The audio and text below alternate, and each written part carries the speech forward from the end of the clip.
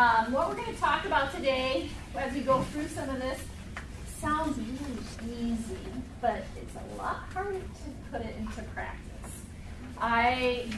This has really been a great session as I've been developing it to think about myself even and my own practices and committee meetings and teaching. And how often am I really actively listening? Am I talking over someone else?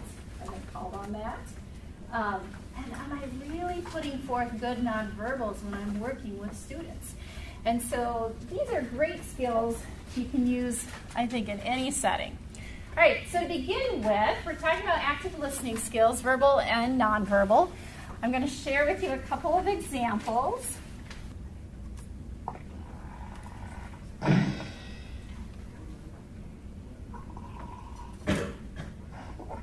Is there more to life than just working?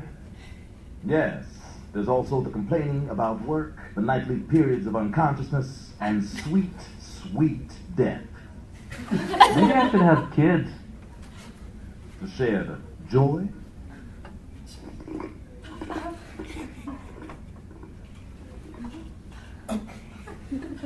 Lately, every person I deal with seems to disappoint me. Every meeting starts late, every answer is misleading, every deadline is ignored, and all work is shoddily done. I guess what I'm saying is that today, I need some empathy. You are totally blocking my view of the wall.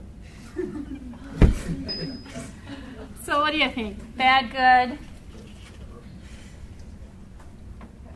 Bad. All right. Yeah, very bad. So in the first scene, the breakfast table, what's really not cool about that scene? What's going on in the communication there? It's very negative. Very negative, yes. Doesn't have the positivity gene, yep. What else? What do you notice about those two?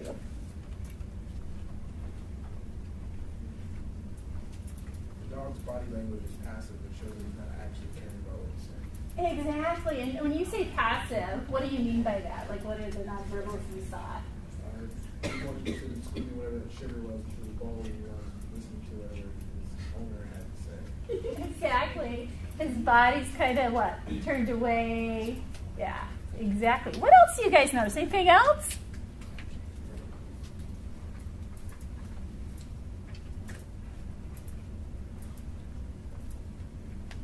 What else do you notice? When you think about dialogue, do you think there's any real dialogue? Are they kind of doing this thing? They both are talking about, they're not really interacting. One's not really commenting on the comment the other person said, right? All right, so let's take a peek here. I can find the cursor again at this example, which of course is more staged, but it's good. Not having a good day, huh? Yeah. You know that licensing deal I've been working with, that San Diego company? I was super gung-ho about it. Thought it was going to be a good opportunity, but now I'm just not so sure.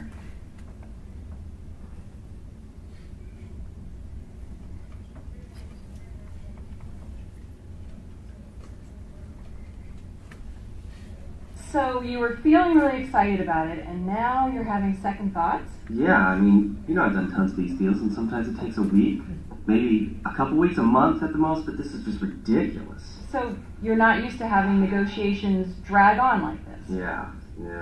You know, we were pretty close to signing the deal a couple times, and then they'd ask for another concession, and then we met them more than halfway. Then I get an email this morning, and they want to push back the signing until, I don't know, the end of the year? Well, Kidding me? yeah, it sounds like you've given them as much as you can, and now this is just too much to ask. Yeah. You know, I got a friend who works in the area too, and he said he's surprised that it's taken this long. Plus, he said there's other companies who'd be interested in our product, so.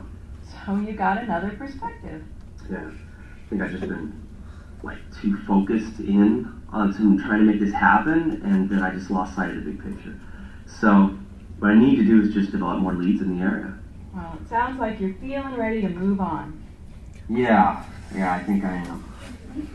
Thanks for the help. You're welcome. And keep me posted, okay? Yeah, we'll do it. All right, turn to your partner and talk about what you think was good. Maybe there's some bad in there as well. And talk to each other. Come up with a list, okay? What was good, not so good.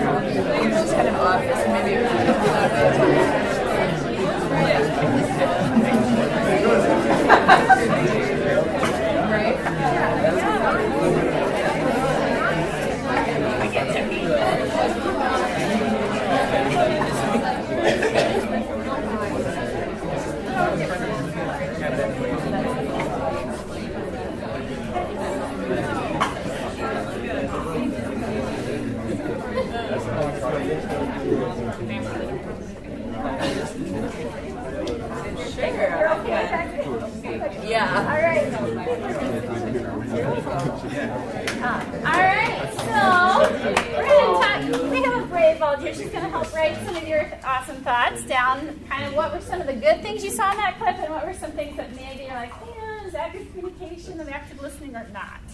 So what do you guys think? What did you guys write down in your small fair share time?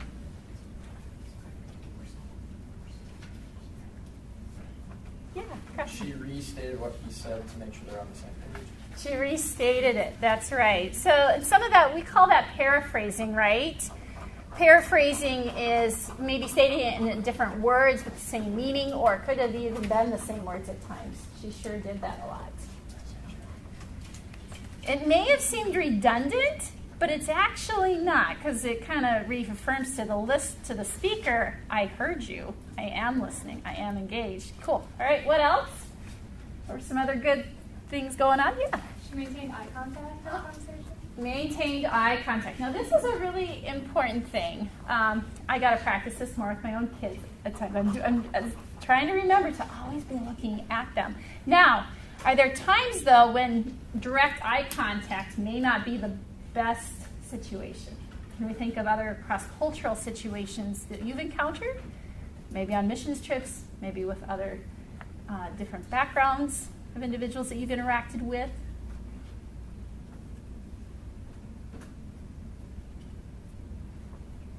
I just always want to throw that out there to be sensitive to that in case the cultural communication style isn't to do direct eye contact. Keep that in mind. Sometimes we follow the lead of our student we're working with. All right, cool. We've got direct eye contact. What else did we see? Turned her body towards him. She did. She turned her body towards him. She could have easily been doing more of her own deal over here, but she was actually turned towards him at an angle. Good. Yeah, what else? You guys can follow up afterwards. Like you said, keep you posted on how things are going. So conversation didn't just end there. Yeah, communicating care beyond that encounter. Yeah, and that's a great tutor skill set to keep and something you always keep in mind. Yeah. Other thoughts? What other things did you notice? Yeah. She wasn't quick to jump in. She let him talk. Mm-hmm. I just went through a training exercise as part of our faculty retreat. Intercultural dialogue, and when you're having those difficult conversations, so easily when someone expresses something they're experiencing, and I do this all the time, my ABD kicks in and I say, hey, I had that similar experience, but what happens then to this person sharing? I feel like they kind of get overwhelmed and they don't necessarily share as much as they would. Exactly. It shuts down the speaker. They don't go deeper. So when we had this intercultural dialogue, 30 seconds do this, it was real structured, more came out from the speakers. And we, as faculty, we were sitting in these groups of three, we really surprised ourselves. We're like, wow, I didn't know that was really that important to me, and we heard more about the issue. Yeah, so you open up more dialogue.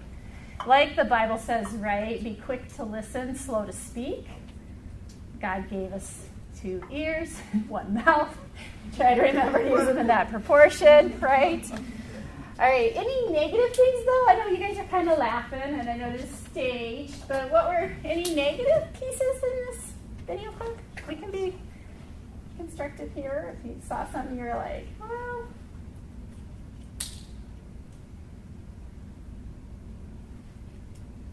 anything that, yeah. I feel like if a person maybe wasn't so distraught, they would get a little bit upset with just hearing exactly what they're saying repeated back to them. Like it almost seemed a little bit like mocking.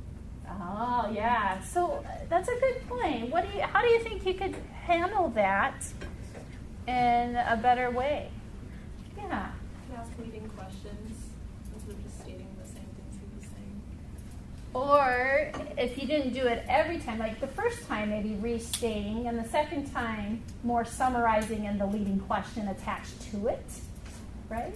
Yeah, the leading questions. That shows interest, and you're trying to understand the context more. When you're tutoring, you're trying to understand more about the situation. Yeah, asking leading questions. Could have done more of that. Cool. Any other thoughts about it?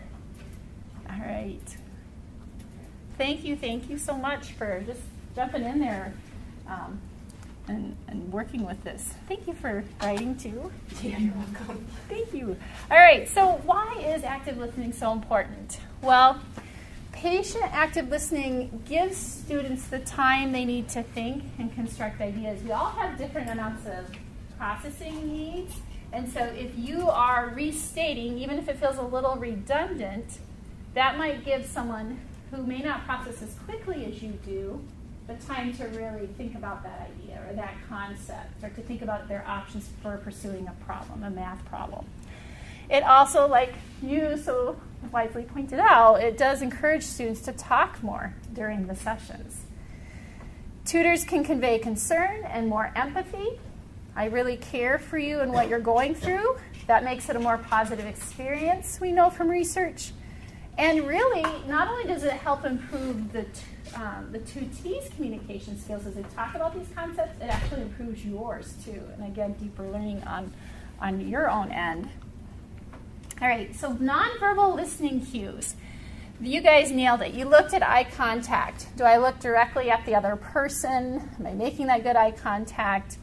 The other thing communication experts talk about is called paralanguage, and this is really pretty intuitive, right? Voice quality and tone to indicate warmth and interest. But what the researchers have found is if you don't practice it a lot, does it feel engaging? Does it feel warm to the person? Is it welcoming? Is it non-judgmental? That's another question of like, when I do respond in my tone, even though I don't mean for this to come off, do I sound like the condescending elementary school teacher voice? Hopefully not, but we have to seek out and get that feedback and reflection from those around us. Maybe a close friend, you could ask, when I respond back, how does it sound to you? Is it warm? Is it non-judgmental? Like getting that really honest feedback. Another nonverbal cue is that open body language. What's the difference between open and more closed body language? Between your perception? Okay, and what does it physically look like if you have more open body language, if you have a more closed body language?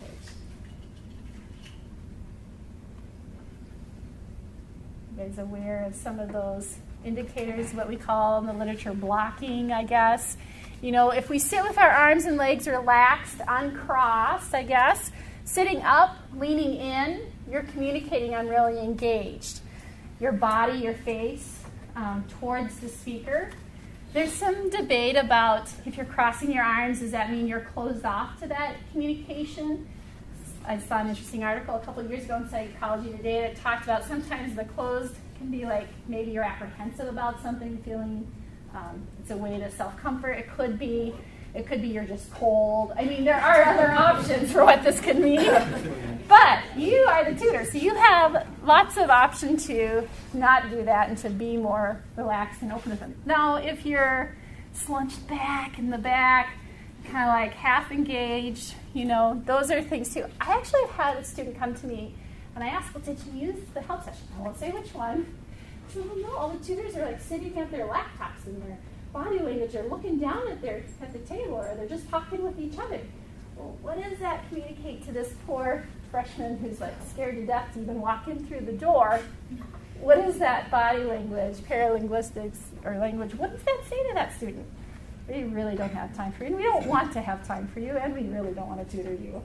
That's not what we're trying to communicate, but unfortunately that's what it comes across as. Okay, what are other nonverbals besides this list that communicate active listening? What have we missed in this listing here?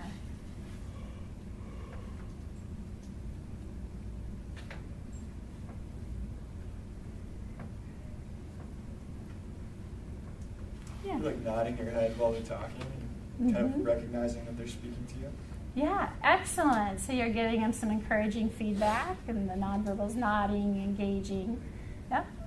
What about your facial expressions? And then, like our good friend Sam said, what about the silence in the room? That's a nonverbal too. It's okay to have lots of silence. They can work through problems, think about things. Yeah. All right. Verbal listening cues. These are the golden nuggets, and I'm going to let you guys actually try this out. It's harder than what it looks like. You're sitting back there, I got it. I got it in the bag. Not a problem. I tried doing this last night. I'm like, this does not always feel natural. Okay, so paraphrasing is just rewording the student's words into the tutor's own words. Encouraging is, again, short phrases and words such as, okay, yeah, show that you're following along.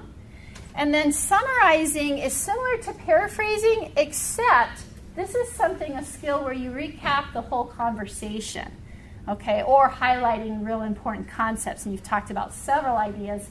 You're just really highlighting the key ones. So these are kind of those verbal listening cues, the things that we say that can really help us engage. All right.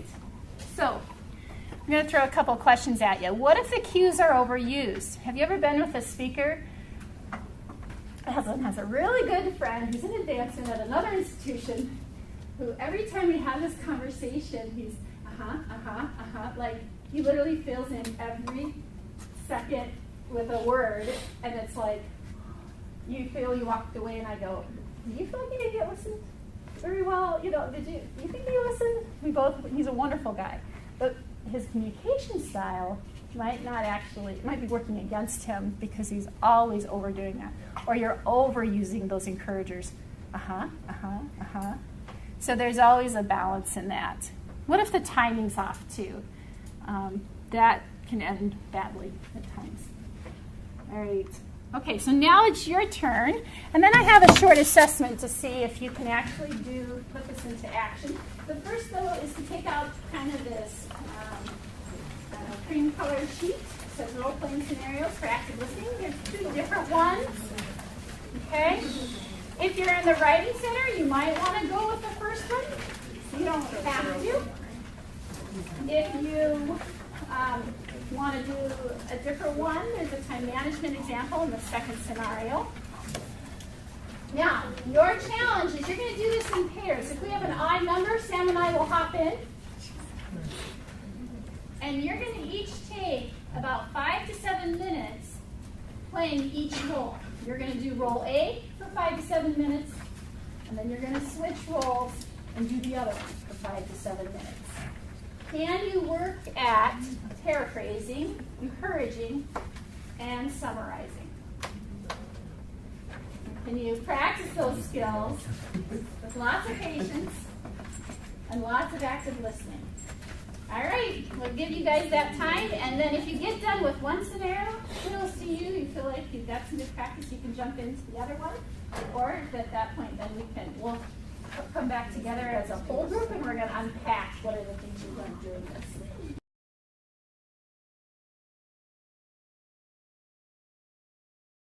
Okay, you guys are awesome energy, effort. Some of you got through both of the scenarios. Some of you did one. What are your overall feedback, thoughts? What was it like doing that? Paraphrasing, summarizing, encouraging. Lots of giggles, smiles.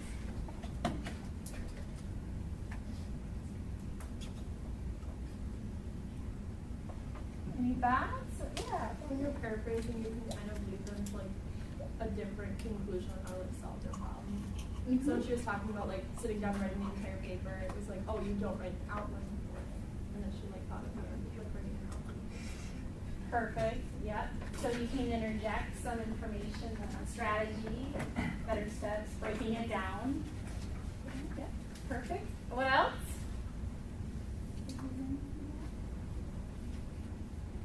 When you paraphrase, you can kind of twist it to make it sound better. So like in the first one, like in the first one, they say my teacher, they don't understand me, they whatever. Like, oh yeah. And you could be like, also like you just don't connect with them. You know what I mean? Yeah. Rather than like the teacher's a bad person, you could say, well, you guys just don't connect, and Yeah. you can make them see it that way rather than not liking the teacher.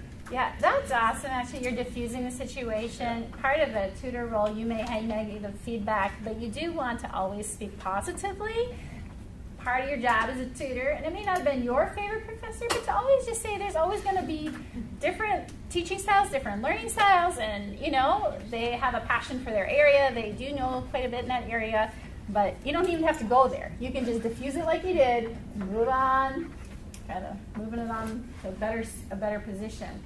Another thing I would think too, obviously we want to uplift one another, but even beyond that, another way to do that is not to share information too, as far as I'm thinking about student confidentiality. When you're meeting with your students, even in the help session, you don't want to share how people are doing generally on they're being vulnerable if they share a quiz with you or an assignment that didn't go well.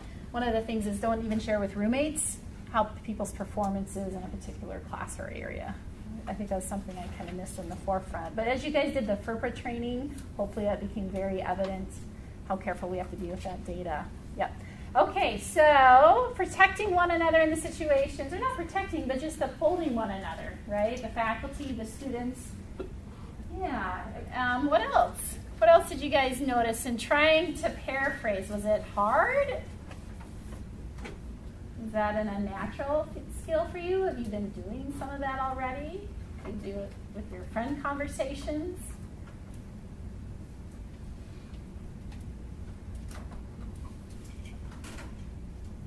Yeah. I'm just gonna be honest, it felt a little bit silly, at first, but it definitely has a purpose, I think, in a more formal setting.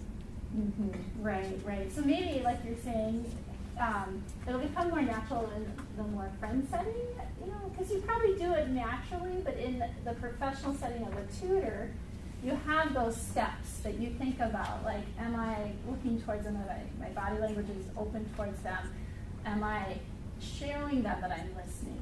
And just kind of running through that checklist in your mind is a really good framework when you start that conversation with somebody. Even in the help session when you're really frustrated with them maybe or something, you can really just, it really does help. Those are good skills for life, right? For your job settings and when you're looking at difficult people at different times. If I keep my language and my body language and what I'm saying, open and kind of trying to respect the other individual. That's really what it comes down to, too. I really care about where you're at right now. That's what it's basically communicating, even if it feels at first silly or unnatural, uncomfortable. That's okay. God's stretching us in those ways. Yeah. Other comments, other things about it? You guys gonna videotape each other and see how you do? I think that would be a really fun activity, actually.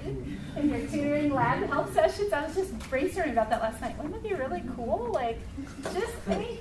It's the same thing like when you videotape yourself giving speeches. You're like, do I really do that? Or, it's a really helpful tool. Maybe we could do some of that, get some feedback on it. All right, well, let's see if you can apply it.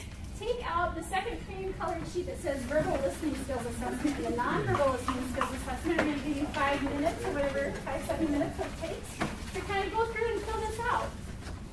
And see, we like to do assessment, formative assessment, to see some of it. So if you want to go ahead and fill that out.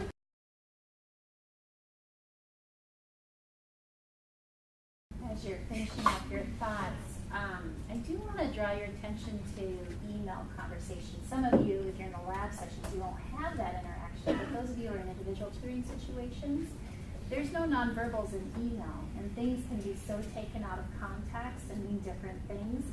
Just like the tone of when, I say to my child, Jaden, you're in trouble, right, versus whatever. All of that is removed from email, and so one of the key things we need to learn as much technology and digital tools we have at our access is to go and talk to the person.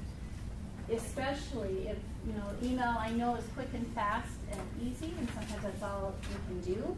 But if you can have that individual conversation, then you get more understanding and more context and where they're at in the learning situation. And if they're, maybe being resistant to tutoring, it's a really good strategy to go and talk to them and just kind of where they're at. Sometimes they have major life circumstances they haven't brought up. Maybe they're going through a super amount of stress. You don't know all that's going on in their lives and backgrounds, so never to make assumptions by how they respond to you on email. Just always trying to communicate and then actively listen to what they may be experiencing. All right, did you guys have questions about any of these? You know that it kind of got the difference between paraphrase and summarize as it applies to active listening? Recapping the whole idea? Okay, awesome.